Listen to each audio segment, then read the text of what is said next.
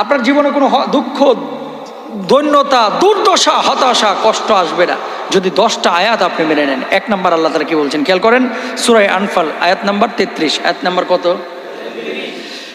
রব্বুল আলামিন বলছেন, ওয়ামা কানাল্লাহু লিউআযিবাহুম ওয়া আনতা ফীহিম ওয়ামা কানাল্লাহু মুআযিবাহুম ওয়া হুম ইস্তাগফিরুন।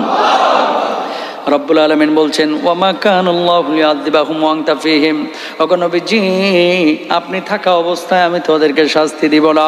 ওগো আল্লাহর হাবিব বিশ্বনবী সাল্লাল্লাহু আলাইহি ওয়াসাল্লামকে আল্লাহ রব্বুল আলামিন এটাও জানিয়ে দিয়েছেন, জানিয়ে রাখুন আপনার উম্মতদেরকে, যে উম্মত আল্লাহর কাছে ক্ষমা চাইবে, ক্ষমা প্রার্থনা করতে থাকবে, ইস্তেগফার করতে থাকবে, আমি আল্লাহ রব্বুল আলামিন সেই উম্মতকে আযাব গজব দিয়ে কখনো ধ্বংস করে দিব না।